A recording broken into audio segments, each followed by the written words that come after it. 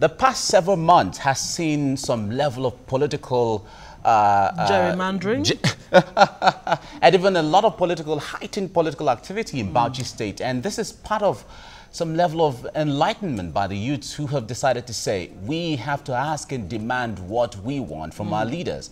And that has led to the endorsement of some leaders and the unendorsement of other leaders within Bauchi State. We'll be talking about some political developments in Bauchi State in our next discussion. And we have joining us to talk about politics in Bauchi State, the chairman of Katagum Youth for Change in Bauchi State, Alhaji Mustafa Ali. Good morning. Good morning. Nice to see you. Thank you very much. It's okay. Now, let's get into Bauchi State. The point there is, if you are outside of Bauchi State, sometimes you don't know how things are going there until you get to hear actually what's going there, or until you go back into Bauchi State to really know how charged the political atmosphere there is. The last primary election was seen to be relatively peaceful. Bauchi wasn't one of those states that had so much acrimony from the primary election. Yeah. How did it go? What was your assessment? What happened during the primary election? Everything has been put in order before the time. Okay. Initially, the party national had listed Bauchi State as one of the states that they are going for indirect primaries. Indirect primaries. Yeah. Just some days to the primary election, it changed to be direct primary election. So we have 4 contestants: the present governor, the incumbent, and 3 other people. So we went for the election. I've been in politics for like 12 years, but I have never seen a free and fair primary election like this one that just took place. And the governor won with a very, very good margin. So it was after the primary election, you know, whenever you are going for election, there must be a loser and there must be a winner.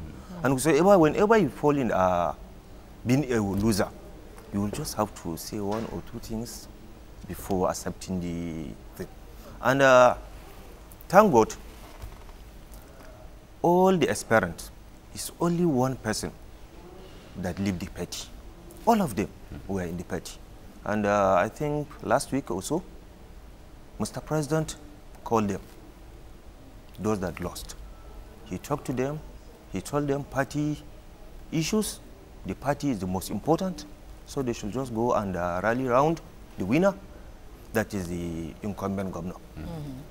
And is that what they are doing now? Talking about this primary election that held in Bauchi, when the tune or the music changed from, you know, the delegate system or indirect to direct, it didn't necessarily go down well with the incumbent governor. Was he afraid that he was going to be defeated at the primaries? No. Why exactly was he not amenable to it? Because you see, Bauchi State, we are from northeastern part of the country. And you know what is happening in the northeastern part. It's just for some security reasons that initially the governor think the direct primaries will not be peaceful. But we thank God, it went on smoothly. And the governor won. So that goes a long way to tell that the people endorse him one way or the other, right? No. There was nothing like endorsement. We went for election. Each carrying member of APC in Bauchi State is entitled to vote, which is joining a queue. 1 man, 1 vote. 1 man, 1 vote. It's just a counting. I think the governor got like 70-something thousand votes. The runner-off, I think, has like 3,000. That was a wide margin. Wide margin. Very wide gap. Yeah. But why is your group, the youth group which you, you know, represent, the Katagum Youth for Change, why are you in support of the governor? Good. Exactly on what basis? Good. You know, each and every state has 3 senatorial zones. In Bauchi State, we have 2 divisions. 1 Katagum division and Bauchi division. Since when you came back to this democracy era from 1999, all the people that are becoming the governors, they are from Bauchi division. We Katagum, we never had a governor. Always is a deputy governor. And from the way things are moving, From the belief we have for this governor, we are sure after his second term, he's going to take it off to Bauchi, because it's better to wait for 4 years than to wait for 8 years. Okay. So that is the major factor for you, not whether he's really, he has delivered on governance? He has delivered. Because Governor Emi Abubakar has introduced sanity into the way of affairs of the state. Immediately he became a governor. He slashed his salary and that of the deputy governor by 50%. And each and every political appointee, he slashed his salary by 30%. Even the expenditure in the government house, he slashed it with 50%. Okay, let's... And he has refused to share money. That was his major problem with all these older politicians, especially these Abuja politicians. Immediately after the swearing in of this government of APC, the National Assembly members, they demanded governor to buy them houses, cars in Abuja, which he said no, because he has a good blueprint before he became a governor, because he has been in the system for a very long time. Way back 1991, he's an Attorney General, Commissioner of Justice in Bauchi State. In Bauchi State. Yeah, from the army ruling, when the democracy came of NRC and SDP, the late Governor Dairu Mohammed also appointed him as a Attorney General. So he's one person that he has a very good blueprint. And he has experience also. And he's been there in the system. Yeah, he has been in the system. But let's come back to the actual thing, because apart from the fact that the shift of the paradigm from Bauchi division to Katagum division and all of that, that is just the politics of it. Let's bring it down to the people, the Bauchi people themselves, who will be happy that he has delivered the dividends of democracy. What are the things, when you say he has delivered, what will you point to say, okay, this is what the government has done for Bauchi people, this is what he has done for Katagum people? Because apart from waiting, as someone from Katagum division, for the governorship to come to their division this time around, the people need to be able to see dividends of democracy. Exactly. First of all, let me start by infrastructure. Yeah. When the government come on board, there is one major road. I will just cite it as an example. It's from Misau to Hardawa to Chinede to Bulkachua to Udubo to Gamao. It's like 105 kilometers. This road is from my zone. It's from Katagu. I think since 1983, during Tatari Ali's region, they did this kind of rehabilitation. So the people around that place are suffering. The people around that place, that is their major problem. Immediately this government came on board. That was one of the first things that Baristami Abubakar did.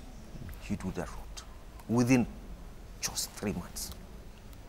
A 105 kilometer road. And he did it in such a way, in a quality of 25 years. That is just some part of infrastructure. If you go inside Bauchi town, there are so many, there are two major roads that they are big roads and it's a single lane. The two past administration wanted to dualize it, but they couldn't because of the politics inside that on that road. But this guy, come and see it. The last visit of the Mr. President, President Muhammad Buhari, he was the one who commissioned the road. A very, very good and smooth road. So this was that you if I can look at, let's say, education. The first thing he did before you go on to education, yeah. And I'm just curious. I mean, you talk about the Katagum roads, the roads that you just mentioned, that he actually fixed the road. It almost seems like it's still coming from a place of self-interest. Are you able to say that all the roads in Bauchi, in the different senatorial zones, have actually been fixed? Yeah. Let me tell you one road. Outside category? Yeah, it's in central zone. It's in Ningi. Okay. There is one town or one village called Bura. It's 200 kilometers road from Bauchi. It has a border of Jigawa and Kanu and some part of Plateau. That road, before if you are going to Bura, you will spend not less than 6 to 7 hours before you go there. It's just a 200-kilometer road. And now it is what? And now it has been done. Okay. All these achievements that I'm telling you about, this infrastructure, they have been done before the end of 2015. How many months is it? He was swearing in on the 29th of May. Before the end of December, this road has been fixed. And the one that I'm telling you about dualization inside the city, it's inside Bauchi. Okay, move on to education now. What exactly is that outstanding thing? I mean, When Bauchi State one of the best in terms of education in Nigeria now? Yeah. Because whenever you have a good team, a governor and the deputy governor, a lot of things will be achieved. I thought you will ask me one thing, but you did not bother. Let me come into it. We had a deputy governor before. Yes. Engineer Nkwikidadu. He resigned. After he resigned, the governor appointed his chief of staff, whom happens to be his childhood friend since when they were in university. He's an architect, and the governor is barrister. So when that two teams came on board, things have changed. In education, there is a free meal in each and every public school of primary school. And this is not only states in Nigeria that they are doing it, because it's a joint something between the federal government and state. But Bauchi is the first state that adopted that. And it's been done very well. Is it reflecting in the school enrollment? Of course. And secondly, scholarship. Since when this government came on board, there was no any session that it didn't take care of the scholarship. And for a civil servant, I think if there is 3 states in Nigeria that they are paying salary frequently and in a good time, Bauchi is one. So you're saying Bauchi is not owing salaries? No. At all? At all. But in the list we had, the records will fail me now, but Bauchi was named among some of the states owing salaries to the tune of about 3-4 months. No. Okay. It is not like that. Bauchi State, I think last week, was it last week? Last week I was in Bauchi. You know, it's a civil servant state. There's no so much activities of a business. Mostly the people living there, they are civil servant. So whenever you see our markets and ATMs machines being patronized, that means salary has been. There is no any month that Barrister Emi Abubakar has exceeded 27th of every month without paying salary. Okay, not just a salary. Yes. He's even giving some gift during Salah, Xmas to all the civil servants. Just recently, he bought brand new Corolla saloons car for all the permanent secretaries in the state. But weren't they having vehicles before he bought that? No, they don't have. Because you can see, maybe let me just put a simple example. Maybe we have like, let's say, 10 permanent secretaries. Maybe 7 of them, they don't have official vehicle. Do you know why? Because whenever you have been given a vehicle as a civil servant, especially at that cadre, when that vehicle spends 4 years with you, it's automatically becoming yours. You get to keep it. Yeah, because it's just this thing. Is that the law? Is that the standard? Yeah, that is the standard. So most of the permanent secretaries now, they were more news. Some came 2012 and 13 and 14. So they don't have official vehicles. But now everybody has a brand new one. So now that they have brand new ones, brand new vehicles, will they get to keep it too? Or is there It depends on your how long you stay. How long you stay. Okay. If maybe they gave you today, and tomorrow is a retirement day, you have to return the car. All right, let's move on to Bauchi State. Is a state that's very well known for its tourism potential. Yankari Games Reserve, for example, very well known tourist destination. Yeah. What is happening with Yankari Games Reserve now? Good.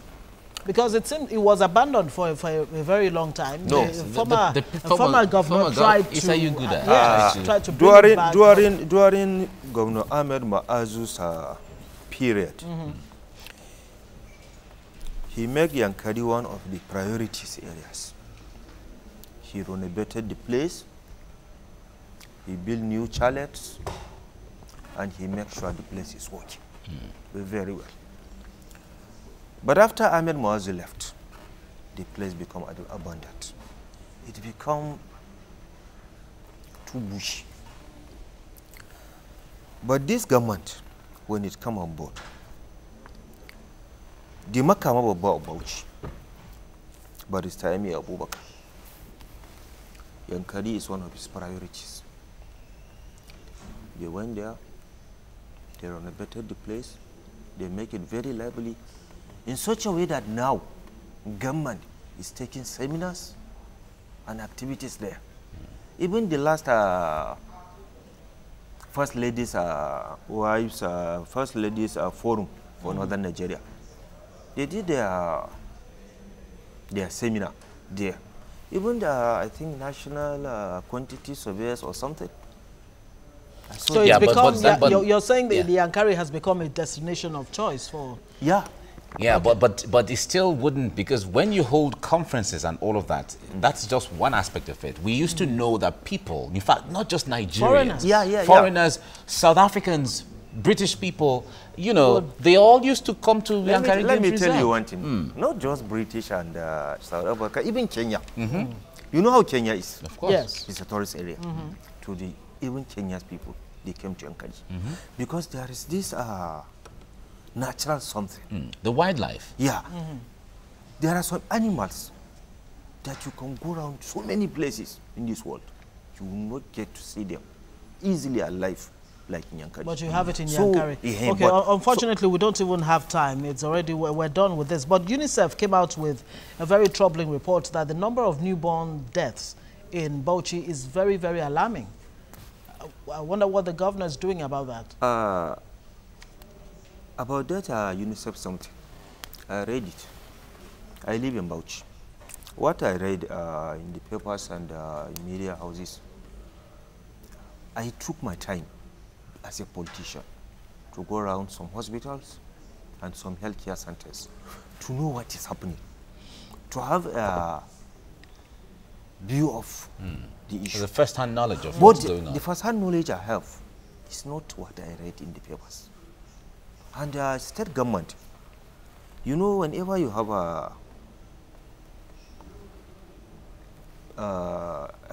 what am I going to put it, a good team, whatever is happening, even if one is not around there, the other one can take over it. I discussed with the Commissioner of Health. I asked him what is happening, because this is what I'm reading, and this is what is happening in this world. And the report coming from UNICEF and the report is not something you want to waive because UNICEF is international something. So we can't, tell me, I want to know more. He said it's not like that. But now, the government, the state government has chipped in. The government is working very hard towards changing that. All right, Alhaji Mustafa Ale, Chairman, Katagum Youth for Change. Thank you very much for coming to enlighten us about Bauchi. What you're saying is that as far as the tourism is concerned, we can get on the plane and go to Bauchi and visit Yankari Games Reserve. Okay. All right. As time goes on, we'll have more time to discuss Bauchi and Bauchi politics and other activities in Bauchi State. Thank you for coming. Alhaji Ali. Thank you. Right.